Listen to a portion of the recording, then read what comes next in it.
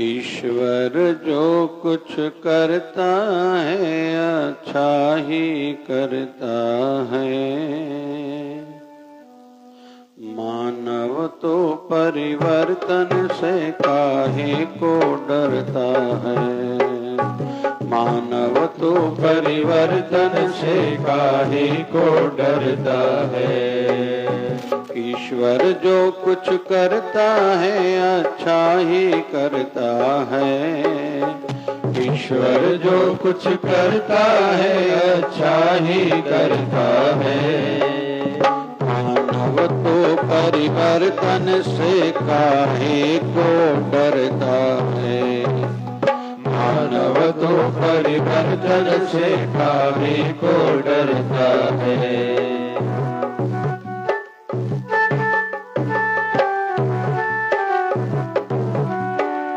सुख दुख आते जाते रहते सबके जीवन में। सुख दुख आते जाते रहते सबके जीवन में। पतझड़ और बहार जैसे किसी गुलशन में। पतझड़ और बहार जैसे कोई गुलशन में। चढ़ता है तूफान कभी हो। चढ़ता है तूफान कभी और कभी उतरता है। चढ़ता है तूफान कभी और कभी उतरता है। मानव तो परिवर्तन से काहे को डरता है। मानव तो परिवर्तन से काहे को डरता है। ईश्वर जो कुछ करता है अच्छा ही करता है। ईश्वर जो कुछ करता है अच्छा ही करता है। जपो जपो। ईश्वर जो कुछ करता है अच्छा ही करता है। मानव तो परिवर्तन से काहे को डरता है। मानव तो परिवर्तन से काहे को डरता है।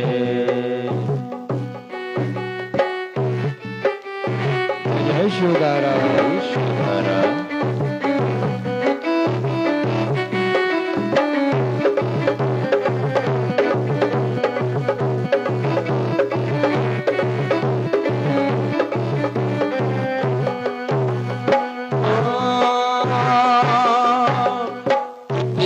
लंबी रात हो फिर भी दिन तो आएगा।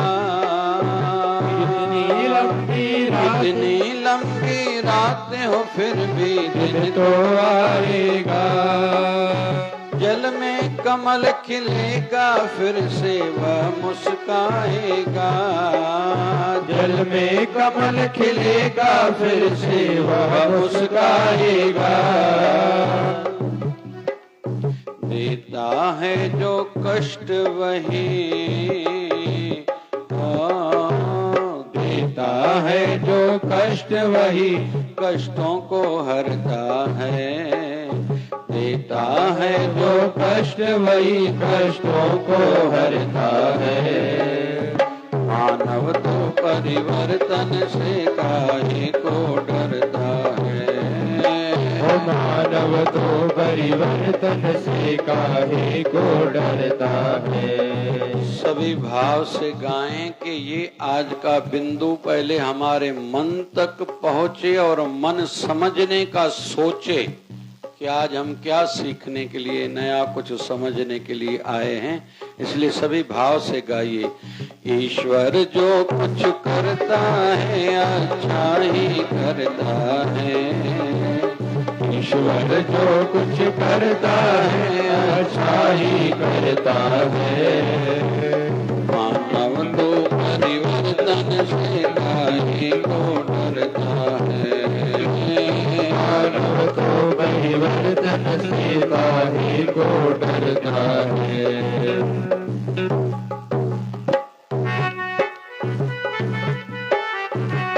शिवदारा है शिवदारा।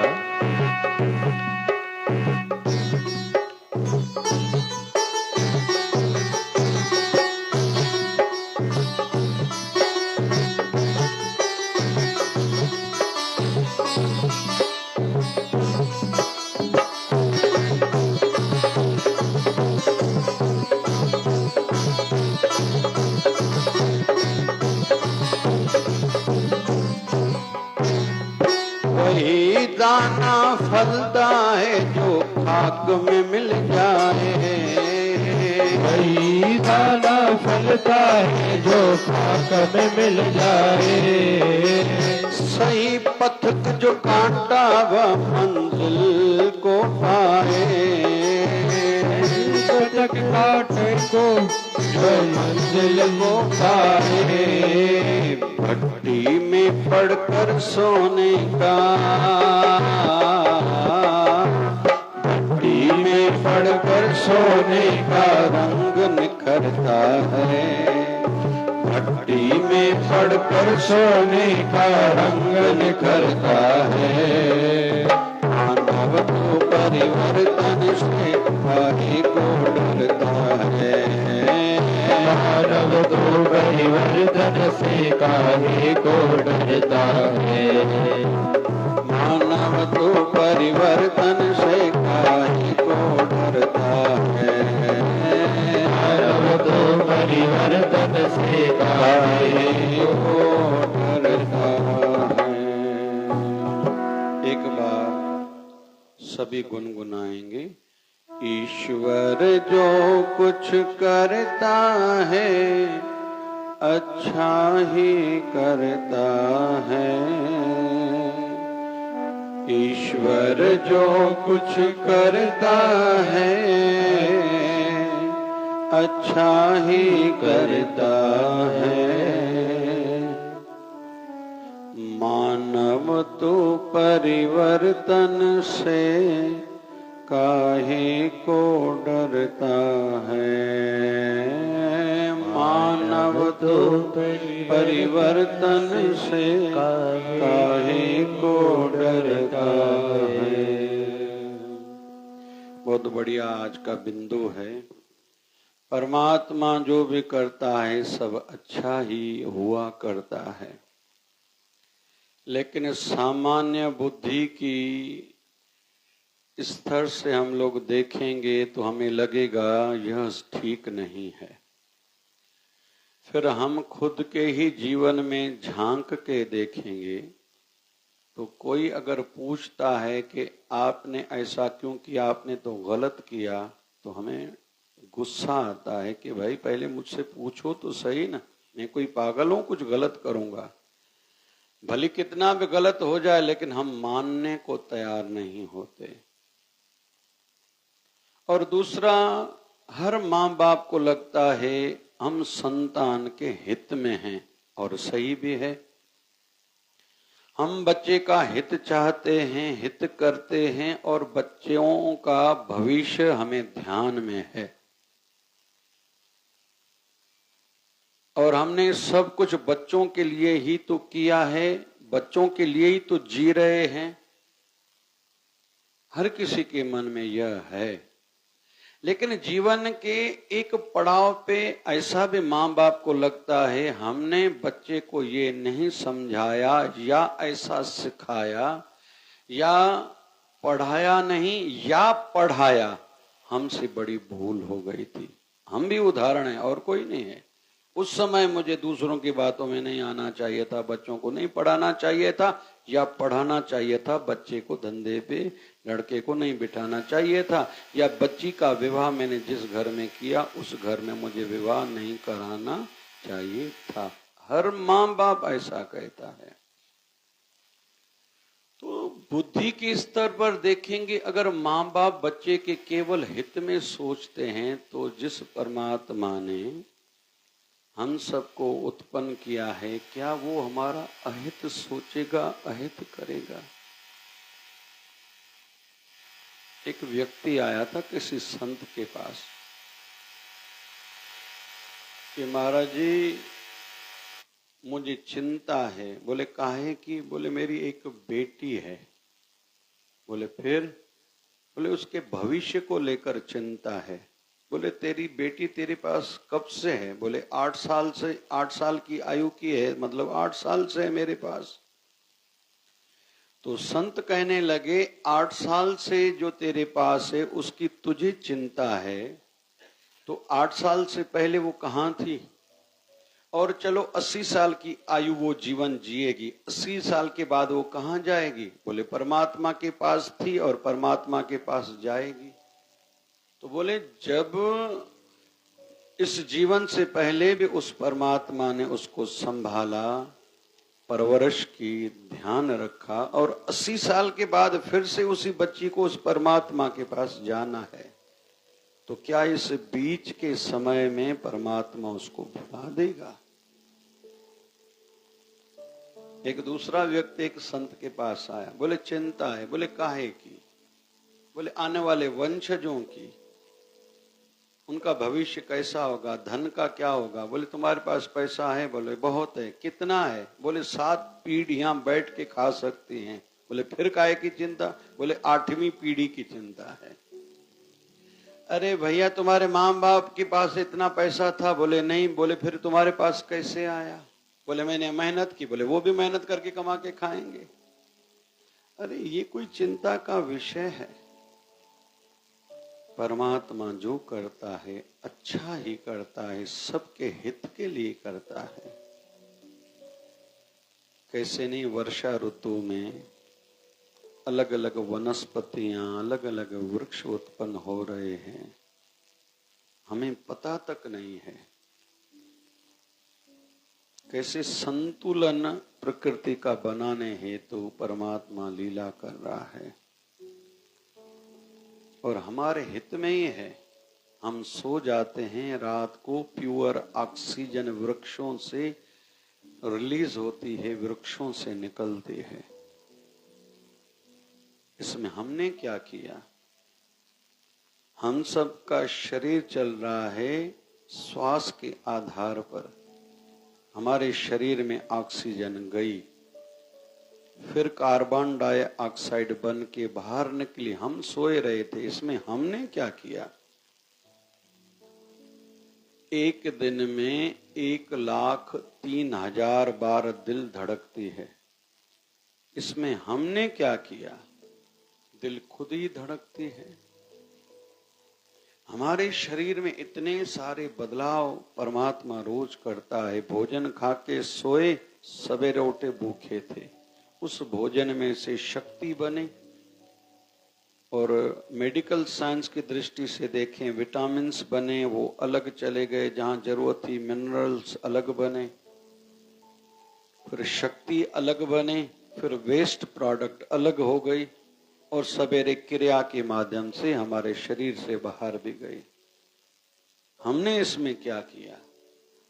सवेरे उठते ही हमें नया थॉट आया, नया विचार आया, आज ये करूंगा, आज धंधे के लिए, पैसे कमाने के लिए नया ट्रायल ये करूंगा, आज दुनिया में नाम कमाने के लिए, परिवार का आशीर्वाद पाने के लिए ये नया करूंगा। इसमें हमने क्या किया? ये सब परमात्मा कर रहा है। किसी ने किसी काम में हाथ डाला, वो अमीर हो गया, तो उस समय उसको विचार किसने दिया? और परमात्मा जो भी करता है केवल अच्छा करता है। इंसान को समझ में आए नहीं आए, आज आए कल आए, पर परमात्मा सब हित ही हित करता है। और इंसान का वैसे धर्म है, अपनी ओर से सब सिद्धांत बना के सत्य मार्ग पर आगे बढ़ता रहे, सत्य कार्य करता रहे, बाकी परमात्मा पर छोड़ देना चाहिए। भरत जी जब राम जी से मिलने गए, चित्रकूट गए थे, तो राम जी ने पादुकाएं दी थी। भरत आया, अयोध्या लौट के अपने गुरुजनों के साथ अयोध्या वासियों को साथ में लेके गया था, और तीनों माताओं को सबको वापस लेके आया। अभी भगवान श्री राम की पादुकाएं मुख्य आसन पर, गद्दी पर स्थापित की। अभी हाथ जोड़ के वशिष्ठ महाराज से एक निवेदन कर रहे हैं, हे गुरुदेव, मुझे आपकी आज्ञा चाहिए। तो वशिष्ठ महाराज कहता है, पूछो क्या आज्ञा चाहते हो? बोले जिसके स्वामी वनवास में जंगल में रहते हों, उसका दास कैसे महल में रह सकता है? मेरी इच्छा है मैं महल में नहीं रहूं। मैं अयोध्या के बाहर नंदीग्राम में जाके रहूं। दूसरा, जिसके स्वामी वनवासियों वाला जीवन जी रहे हैं, वस्त्र वैसे, आहार खाना पीना वैसे, कंदमूल खा के जीवन व्यतीत कर रहे हैं, मेरा भी दायित्व बनता है मैं भी कंदमूल खाऊं और वनवासियों वाले वस्त्र पहनूं, आप आज्ञा दीजिए। तीसरा, जिसके स्वामी धरती पर शयन करते हों, धरती पर सोते हों, उसके दास को कहां अधिकार किसने दिया कि वो धरती पर, उसी धरती पर सोए जिस धरती पर उसका स्वामी सोता हो। मुझे आप आज्ञा दीजिए कि गड्ढा करके मैं उस गड्ढे में सोऊं, क्योंकि ऐसी मेरी दशा होनी चाहिए, क्योंकि मेरे कारण ही प्रभु श्री राम वनवास गए हैं। तो विशिष्ट महाराज ने कहा, धन हो तुम भरत, धन है तेरी भावना जो इतना अच्छा और ऊंचा सोचते हो, और तेरी ये भावनाएं युगों युगों तक लोग गाते रहेंगे। तेरी प्रशंसा यश संसार में सदैव के लिए रहेगा। और हनुमान जी महाराज पर भी जब भगवान श्री राम राजी हुए थे, कंठ लगाया था, गले से लगाया था, तब हनुमान जी महाराज को भगवान श्री राम ने यही कहा था, तुम मम प्रिय भरत सम भाई, तुम मुझे भरत की भांति प्रिय हो, मतलब संसार में सबसे ज्यादा मुझे भरत प्रिय है, तुम उस जैसे हो, मतलब संसार में सर्वश्रेष्ठ मेरे लिए केवल भरत है। तो अपनी ओर से अच्छा करने का प्रयास जरूर करें, लेकिन परमात्मा की रजा में राजी रहें, वो जो करता है ठीक ही करता है। एक उदाहरण आता है शास्त्रों में, धर्मराय ने एक देवदूत को कहा कि जाओ, एक स्त्री की आयु पूरी है, उसके शरीर से प्राण निकाला के आओ। जब वो देवदूत नीचे गया, देखता क्या है, उसकी 3 छोटी छोटी बेटियां हैं। तीनों छोटी छोटी बेटियां रो रही हैं। देवदूत ने सोचा, इसका अगर मैं प्राण निकालूंगा तो तीनों बच्चियों का, बेचारियों का क्या होगा। उसके श्वास निकाले बगैर वो ऊपर धर्मराय के पास पहुंचा, प्रणाम किया, क्षमा मांगी। बोले मैंने उसका प्राण नहीं निकाला। बोले क्यों? बोले उसकी 3 छोटी छोटी बच्चियां थी। धर्मराय ने कहा, क्या मुझे नहीं पता था? लेकिन जिसके लिए जो है वही ठीक है। तो धर्मराय ने कहा, तुमने आज्ञा का पालन नहीं किया है, और मैं भी मध्यस्थता वाला हूं, मुझे भी भगवान के दरबार से जो आज्ञाएं मिलती मैं वही बातों का, नियमों का पालन करता हूं। तुमने गलती की है, दंड भुगतना पड़ेगा। ध्यान से सुनना, कथा बहुत अच्छी है। देवदूत कहता है कि मुझे क्या दंड दिया जा रहा है? बोले तुम धरती पर जाओ, कुछ समय वहां व्यतीत करना पड़ेगा, और 3 बार खुद पर हंसना पड़ेगा। जब तीसरी बार तुम हंसे तब तुम्हारी सजा पूरी होगी। देवदूत ने कहा ठीक है।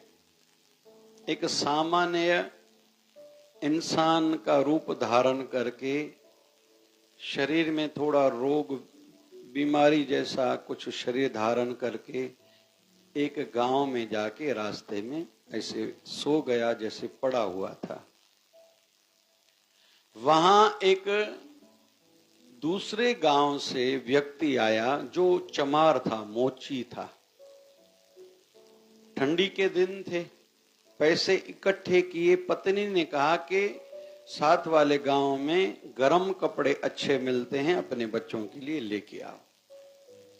उसने रास्ते पे इसको पड़ा हुआ देखा कि कोई बेचारा गरीब है और लगता है इसका कोई नहीं है, ठंडी के दिन है। गर्म कपड़े जो लिए इसको उड़ा दिए। तो जो देवदूत था उसकी ओर देख रहा था, ऐसा भी होता है, चलो अच्छा भाई।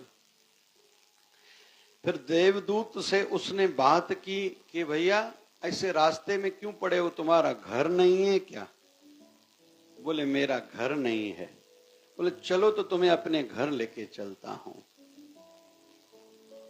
अभी घर की ओर उसको लेके आ रहा है और कहने लगा कि सुनो, मेरी पत्नी का स्वभाव अच्छा नहीं है, वो गुस्सा बहुत करेगी, लेकिन आप नाराज नहीं होना, मेहमान अतिथि देवो भव, भगवान का रूप हो, आप नाराज नहीं होना। इसने कहा ठीक है। जब घर पहुंचा तो इसकी पत्नी ने बहुत भला बुरा अपने पति को कहा कि अपने बच्चों के लिए गर्म कपड़े लेने के लिए गए थे, पता नहीं ये किसको लेके आए हो, उसको उड़ा दी है कंबल, अपने बच्चों का कुछ सोचा नहीं, ना समझ हो, अकल तुझे है नहीं, समझता कुछ है नहीं, और ऊपर से किसी को लेके आए हमारे घर, अभी इसको खिलाना भी पड़ेगा, इसका ध्यान भी रखना पड़ेगा। तो देवदूत को मन ही मन में ये विचार आया, इसको पता नहीं मैं कोई इस लोक का व्यक्ति तो हूं नहीं, मेरे आने से इनको लाभ बहुत होगा, धन तो इतना आएगा ये गिनती भी नहीं कर पाएंगे। इस बात पर इसको पहली बार हंसी आई, लेकिन हंसी खुद पर आई। देखो क्या स्थिति आई है, आज मेरे ऊपर ही लोग चर्चाएं कर रहे हैं, पति पत्नी आपस में लड़ रहे हैं। अभी 1-2 दिन बीता तो देवदूत ने उस चमार मोची को कहा कि भैया मुझसे काम भी कराओ, मैं आपका खा रहा हूं। तो कहा क्या करोगे? बोले मुझे भी जूता बनाना सिखाओ, मैं भी जूते बनाऊंगा। तो उस चमार ने उस देवदूत से जूता बनाना पहले सिखाया, फिर बनाना प्रारंभ किया। और दिव्य आत्मा थी, कोई विशेष हस्ती थी, सामान्य इंसान तो था नहीं। इसके हाथ से अभी जूते इतने अच्छे बनते जा रहे थे कि ख्याति दूर दूर तक जा रही थी और पैसा बहुत आने लगा। अभी धनवान होता गया चमार। अभी समय गुजरने लगा, ख्याति इतनी बढ़ी कि राजा तक वो बात गई कि ये बहुत अच्छे जूते बनाता है। राजा ने इसको एक वजीर से छोटा सा चमड़े का टुकड़ा भेजा। वजीर आया कि राजा के लिए इससे जूता बनाओ, लेकिन ध्यान से सुनो, जूता ही बनाना, चप्पल नहीं बनाना, क्योंकि उस राज्य की एक परंपरा थी। जो राजा जब मर जाता था तब उसके पैर में चप्पल पहना के उसको शमशान भेजते थे। जीते जी राजा को केवल जूता ही पहनना होता था। इसको बोला गया कि भैया तुम्हें जूता ही बनाना है, लेकिन इसने चप्पल बनाई। उधर से वजीर को इसने 2 दिन के बाद आने के लिए कहा था, तो वजीर दौड़ा दौड़ा आया कि भैया तूने कहीं जूता तो नहीं बनाया? बोले क्यों? बोले हमारे राजा कल रात को गुजर गए। तो उसने लाके वो चप्पल रखा, बोला भैया अपना चप्पल देखो, अपना ले लो। तो इस पर फिर से हंसा। अभी वो चमार पूछ रहा है क्यों हंस रहे हो? बोले छोड़ो इस बात को।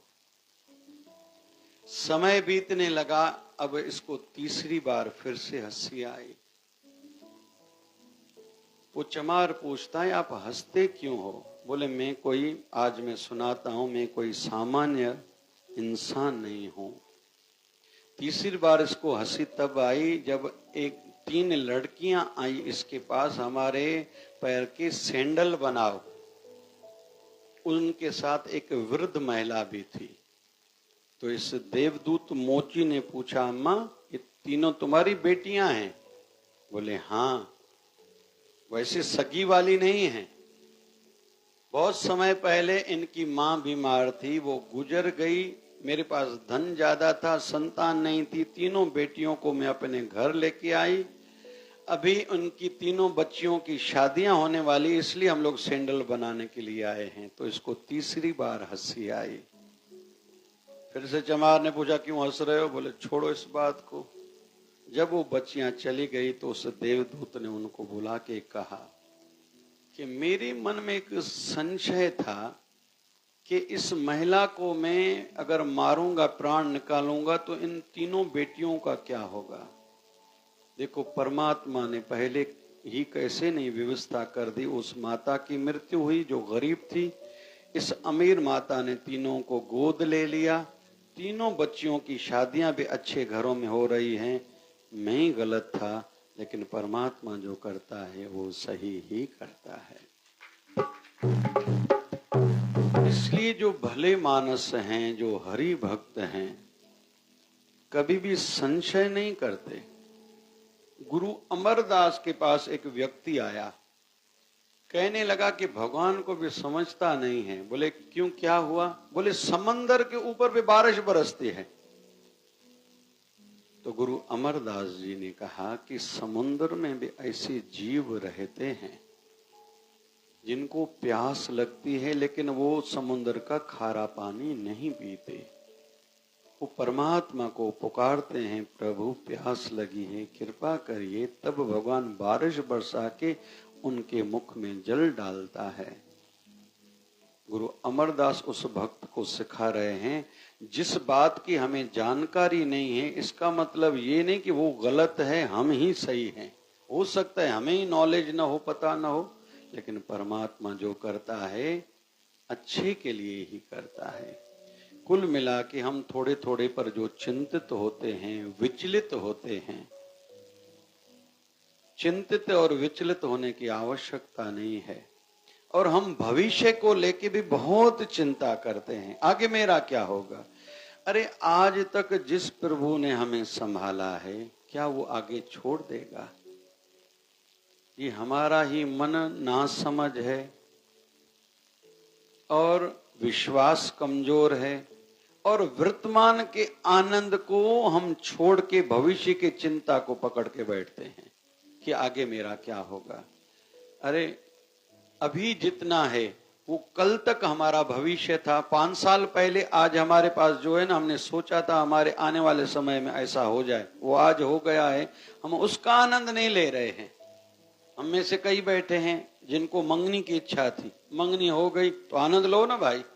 हम में से कई साल पहले किसी के मन में था विवाह हो जाए, विवाह हो गया, आनंद लो ना भाई।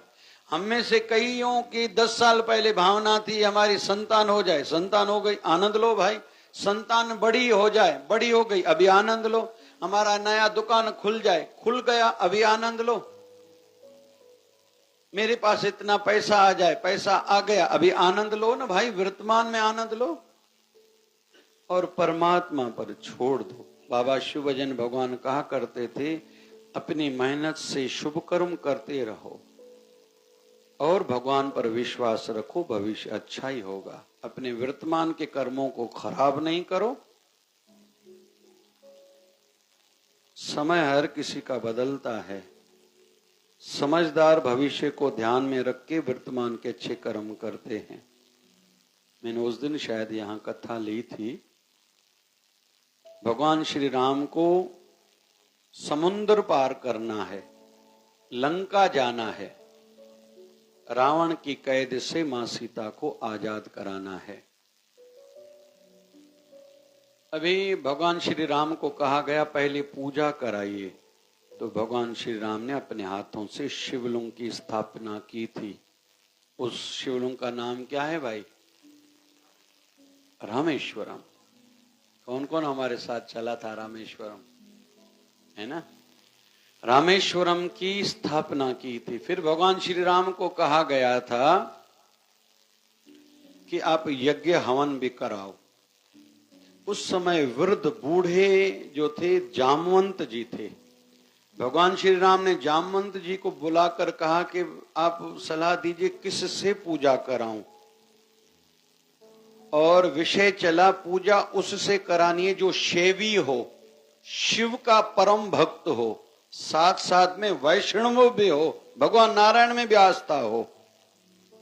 चर्चा चली ऐसा कौन है? बोले रावण। भगवान श्री राम ने कहा जामवंत जी को, क्या रावण हमारी पूजा में आएंगे? बोले हाँ, ब्राह्मण का धर्म बनता है, कौन भी कहे पूजा के लिए आते ही हैं। रावण को संदेशा भेजा गया, रावण से चर्चा प्रारंभ हुई, क्या पूजा करेंगे? यज्ञ करेंगे। बोले किसकी? बोले 2 राजकुमार हैं, उनको समंदर पर पुल बांधनी है, युद्ध लड़नी है। उसकी पत्नी कोई चुरा के लेके गया है। रावण समझ रहा था, बोले हाँ मैं करूंगा, मैं ब्राह्मण हूं, मेरा धर्म बनता है। अभी रावण ने अपनी ओर से कहा, वो बेचारे वनवासी हैं, यज्ञ का सामान कहां से लाएंगे, वो मेरे यजमान है, मेरा धर्म बनता है, मैं उनकी सामग्री भी यहां से लेके आऊंगा। फिर अपने बड़े बेटे मेघनाथ को बुलाया। ध्यान से सुनना, ऐसे भी होता है भाई। मेघनाथ को बुलाकर कहा कि जाओ अशोक वाटिका में सीता को कहो जल्दी तैयार हो जाए, लेकिन एक दिन के लिए उसको आजादी है। राम जी को हवन कराना है, यज्ञ कराना है। यज्ञ पति और पत्नी दोनों का होना जरूरी है, बैठना जरूरी है, उसके बगैर हवन यज्ञ पूर्ण नहीं होगा। मैं ब्राह्मण हूं, मेरा धर्म बनता है, मेरे यजमान का कल्याण हो। तो मेघनाथ जी मां सीता को भी लेके आए। रावण आया समुद्र के किनारे, वहां यज्ञ का पूरी सामग्री भी लाया, पूरी व्यवस्था की गई, हवन यज्ञ पूरा हुआ। अभी राम जी कहते हैं रावण को, ध्यान से सुनना, मुख्य बिंदु ये है कि आपने हमारे कार्य प्रारंभ से और कार्य हमारा सफल हो, इस हेतु से जो पूजा कराई है, यज्ञ कराया है, उसके लिए मुझे दक्षिणा देनी है। रावण कहता है इस समय आपका समय अच्छा नहीं चल रहा, आप मेरे यजमान हो, ये मुझे सोचना चाहिए। आपका समय अच्छा नहीं चल रहा, आप वनवास में भटक रहे हो, आप कहां से लाओगे मेरे लिए दक्षिणा? लेकिन दक्षिणा अभी मुझे नहीं चाहिए, मुझे समय पर चाहिए। तो राम जी ने कहा क्या चाहिए और कब चाहिए? रावण कहता है, हे राम, आप दक्षिणा में मुझे वचन दीजिए, जिस समय मेरे शरीर से प्राण निकलेंगे, आखिरी बार आंख बंद होगी, आप मेरे आंखों के सामने होंगे। मतलब रावण की पाप वृत्ति थी, तब भी उसने भविष्य के लिए, अपने अंतिम समय के लिए एक अच्छी व्यवस्था कर दी। वरदान भगवान श्री राम से मांगा था और राम जी उनकी आंखों के सामने ही थे जब रावण ने प्राण छोड़े थे। तो भविष्य को लेके हद से ज्यादा चिंतित नहीं होना चाहिए, जो आवश्यक है वो करना जरूर चाहिए। और वर्तमान के अच्छे कर्म चाहता था तो अडंबर के कारण, अहंकार के कारण रावण नहीं भी आता था, लेकिन रावण आया, उसने वर्तमान में राम जी के साथ पूजा की, कुछ अच्छा कार्य किया, जिसके फल रूप में अंत में रावण को राम जी के दर्शन हुए थे। लेकिन प्रभु जो करते हैं सब अच्छा ही करते हैं, इसमें हमें संदेह नहीं होना चाहिए। और हम जो भी करते हैं वो ठीक है, इसकी कोई गारंटी नहीं है। और उसके उदाहरण हम सभी हैं। 2 साल पहले ये मैंने काम किया था, मेरी गलती हो गई थी, उसके कारण अभी भुगतान करना पड़ रहा है। 5 साल पहले मैंने ये घर लिया, मुझे नहीं लेना चाहिए था, आज तक पछता रहा हूं। मैंने अमुक परिवार में रिश्ता जोड़ा, 20 साल से मैं रक्त के आंसू रोता हूं, मुझसे कितनी बड़ी भूल हो गई। हमारा घर भी जो पहले स्वर्गमय था अभी नरकमय बन गया है। हम ही उदाहरण है। मैंने ये गाड़ी लेके गलती की, मैंने ये मोबाइल लेके गलती की, मैंने ये धंधा करके गलती की, क्योंकि हम अधूरे हैं, लेकिन परमात्मा पूर्ण है। नारियल फोड़ के कोई कार्य करने का प्रावधान हमारे धर्म में क्यों है? कि उस कार्य में आने वाली बाधाएं दूर हों। नारियल में मां लक्ष्मी का वास है और ब्रह्मा विष्णु महेश का विवास है, उनका आसरा लेके हम लोग नारियल फोड़ते हैं। मंदिर में नारियल क्यों फोड़ते हैं? कि हमारे कार्य में हमें सिद्धि मिले। तो भगवान का आश्रय हम जब भी लेंगे, पूजा पाठ करा के, भजन करके, प्रार्थना करके और सत्कर्म, हम जो वास्तु में भोजन करते हैं ये भंडारा रहता है। विवाह में जो रोटी खिलाते, रिसेप्शन जिसको कहते हैं, ये भंडारा रहता है। भावना अभी भी वही करें तो है, तो रियल में तो भंडारा ना। आजकल हम लोग उसको रिसेप्शन बोलते हैं। अगर भंडारे की भावना से पहले किसी ब्राह्मण को, कन्या को अपने गुरु दर पे उसमें से थाली थोड़ा भोजन भेजेंगे, फिर हमारा जो भी रिसेप्शन में भोजन बनेगा वो पूर्ण ही होगा और जितने लोग खा के जाएंगे हमें पुण्य ही मिलेगा। बस थोड़ा बुद्धि को ठीक करना है। तो परमात्मा दया करें। एक बार फिर से गाएं, ईश्वर जो कुछ करता है अच्छा ही करता है।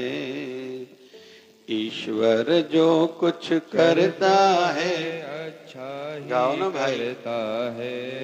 मानव तू परिवर्तन से काहे को डरता है। मानव तू परिवर्तन से काहे को सदाई मुंहिंजी घर डरता में हले, सदाई मुंहिंजी पंचायत में हले, सदाई एसोसिएशन में हले, त पोयां काॾे वञनि। 30 साल से ज्यादा किसी की नहीं चलती, चक्र ऐसे घूमता ही है। कहते हैं 7 पीढ़ियों के बाद जिसके पास कुछ नहीं था वो बहुत बड़े अमीर बनेंगे, जो बहुत बड़े अमीर थे वो फिर से जीरो पर आएंगे। ये प्रकृति का नियम है, इसको काल चक्र बोलते हैं। और उदाहरण हमारे मित्रों में ऐसे बहुत से लोग मिलेंगे जिनके पास कुछ नहीं था, आज बहुत कुछ है, जिनके पास बहुत कुछ है, आज उनके वंशजों के पास कुछ नहीं है। अंत में एक बात और कहूं, विशेष तौर पर हमारे समाज में ये है कि मैंने जो दुख देखे मेरी संतान नहीं देखे। नहीं भैया, ट्रेनिंग सबकी सही होनी चाहिए। अपने बच्चों को ज्यादा खर्चा ना दो, उसको कहो मेहनत करे। लग्जरियस लाइफ बच्चों को नहीं देनी चाहिए, मेहनत नहीं करेंगे उनको कदर नहीं होगी। कुछ दिन पहले मैंने उदाहरण दिया था, बिल गेट्स एक होटल में खाने के लिए गया, रोटी खाई, टिप में $10 रखे। तो वेटर ने कहा आप बिल गेट हो? बोले हाँ। बोले जो दुनिया का बड़े में बड़ा अमीर आदमी वो? बोले हाँ। बोले तुम्हारी बेटी भी यहाँ भोजन खाने आती है? बोले फिर? बोले वो तो टिप में $100 रखती है, आपने $10 रखे हैं। तो बिल गेट ने कहा मैं हूं गरीब का बेटा, मेरी बेटी है अरबपति की बेटी। वो अपनी जगह पर सही है, मैं अपनी जगह पर सही हूं। मैं कोई ज्यादा देने वाला नहीं हूं, मुझे ध्यान में है मैं एक गरीब का बेटा हूं। तो ये जो सिद्धांत बना के रखेंगे ना, और बच्चों को जितना हो सके सख्ती से उनकी परवरिश होगी, कठोरता से। और मैं अंत में निवेदन करूं, जिनके बच्चे बिगड़े हुए हैं ना, उनको किसी मिलिट्री स्कूल में एडमिशन के लिए भेजना चाहिए, 1 या 2 साल के लिए बस। वो खुद ही व्यवस्थित होके आ जाएंगे। हमारे घर में वो ठीक होने वाले नहीं है। लग्जरियस लाइफ है, फिर उसकी माँ बैठी है, पिता से भी छुपा के उसको पैसे देती है, जिस पर ही बच्चे बिगड़ते हैं। बाबा शिवजन साईं कृपा करे हमारे जीवन में धीरे धीरे ये बिंदु आए कि परमात्मा जो करता है अच्छा ही करता है, लेकिन मेरी अपनी ओर से सब ठीक करूं और भगवत भरोसा जीवन में होगा तो मेरा जीवन अच्छा ही बीतेगा। बोल बाबा शिवजन साहिब की जय। मैं चला गुरु के द्वार, मैं चला गुरु के द्वार, दुनिया में क्या रखा है। आया शिवदारा दरबार, मेरा बाबा बैठा है। मैं चला गुरु के द्वार, दुनिया में क्या रखा है। आया शिवदारा दरबार, मेरा बाबा बैठा है। आया शिवदारा दरबार, मेरा गुरु बैठा है। आया शिवदारा दरबार, मेरा बाबा बैठा है। स्वार्थ का संसार है सारा, दुख के समय करता है किनारा। स्वार्थ का संसार है सारा, दुख के समय करता है किनारा। मैं करूं मैं करूं निर्मल प्यार, दुनिया में क्या रखा है। आया शिवदारा दरबार, मेरा बाबा बैठा है। मैं करूं निर्मल प्यार, दुनिया में क्या रखा है। आया शिवदारा दरबार, मेरा बाबा बैठा है। जिनके लिए सब कुछ है करते, उनको हम ना लगते हैं अच्छे। जिनके लिए सब कुछ है करते, उनको आज न लगते अच्छे, कर जीवन का सुधार, कर जीवन का सुधार। दुनिया में क्या रखा है, आया शिव धारा दरबार, मेरा बाबा बैठा है। कर जीवन का सुधार, दुनिया में क्या रखा है, आया शिव धारा दरबार, मेरा गुरु बैठा है। संत दास लो शरण गुरु की, चर्चा छोड़ो अब व्यर्थ की। संत दास लो शरण गुरु की, चर्चा छोड़ो अब व्यर्थ की, चर्चा छोड़ो अब व्यर्थ की। कर भवसागर से प्यार, कर भवसागर से प्यार, दुनिया में क्या रखा है, आया शिव धारा दरबार, मेरा बाबा बैठा है।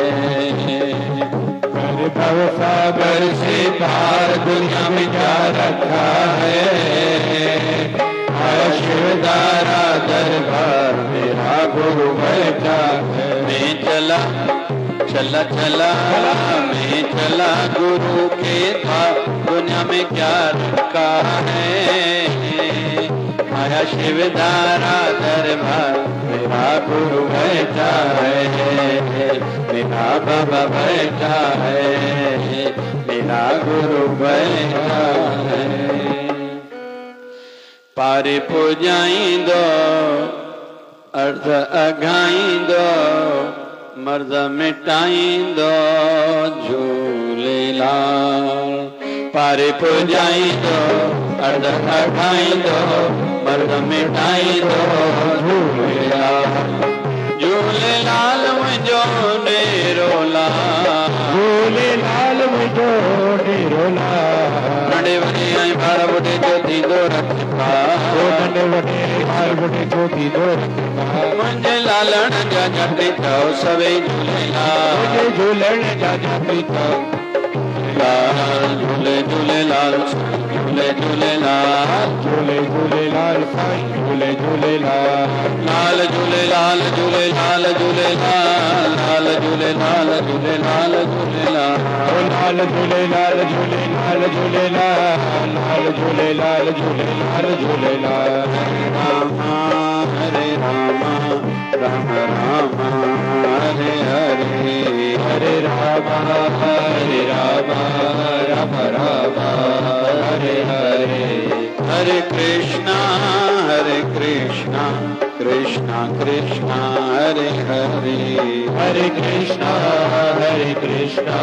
कृष्णा कृष्णा हरे हरे।